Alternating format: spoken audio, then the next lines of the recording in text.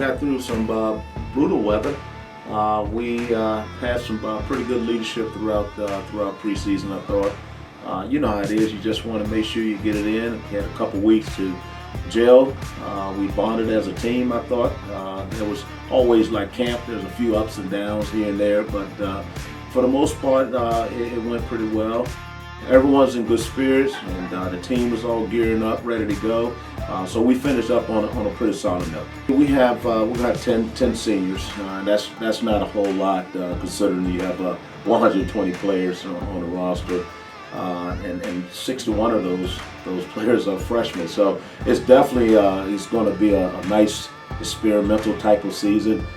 But I thought a couple of guys came back and did some pretty good things. To be honest with you, I thought a kid like Giannetti, Frank Giannetti, had a pretty good summer, and he came in and he's competing for a starting position. So I thought that went well for him.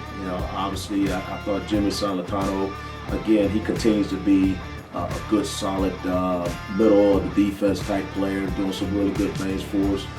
So I thought those two guys came out really good. We obviously had some veterans that came out there looking pretty good. Aaron Youngkin on the defense side, I thought he came in looking pretty good as well. And then obviously the two dogs, or the outside backers, they came in, Casey and Speech, they came in doing looking good, as well as Keeler and those guys. On the offensive side, I thought some of the people up front, I thought MJ really had a really good camp. He graded out pretty high throughout camp on the offensive line. So Lugo, he continued to be a leader up front and orchestrate what's going on in that area.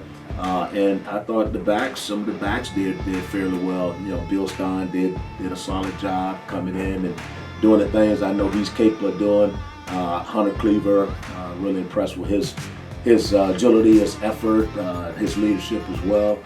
So I thought overall, we did have some pretty good guys that I paid a little attention to, that I thought had a pretty good summer, as well as Andre Matthews in the quarterback position. Local kid, he was able to hang around and work out a little bit, and Brubaker came in and did a good job as well. I love the non-conference schedule, to be honest with you. It really gives our kids a really good idea from a geographical standpoint where we are, and get a chance to experience some different things and see different things. Like you said, Springfield, Massachusetts, going to Western New England, they're always competitive. They're 3 or 4 times conference champions in their conference. They're always competing for a conference championship. We did a pretty good job against them last year, so I know they're excited to make sure they have Salisbury here. And another school that's really excited is Stevenson. This is one of those long time waiting type of games, and it's finally here.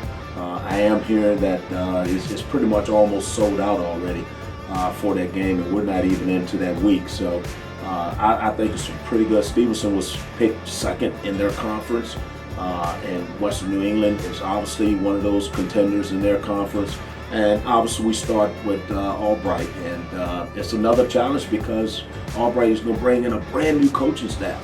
We don't know a whole lot about those guys because of the coaching staff. So all we can lean on is personnel, who's returning, what kind of mixture they have going on, who switched up positions and those type of things.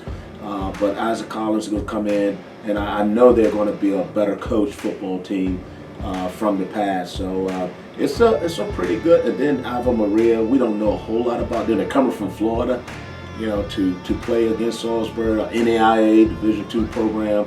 I think they won 53-0 in their first game. So I know we're going to face a physical team. So I think the balance of that non-conference schedule is really going to help us going into conference play. I think because of the youth that we have to be really careful about who we are and where we need to go. We focus really on one day, one step at a time. Make sure we get focused on the task at hand, understand what we need to do each day and every day in practice. I think that's the biggest deal right now. They know, the young kids know what we've accomplished, where we want to go, and what our goals are. So the biggest deal is to make sure that we take care of the tasks at hand on a daily basis, and then who knows, anything can happen from there. But our leaders have been pretty good with that.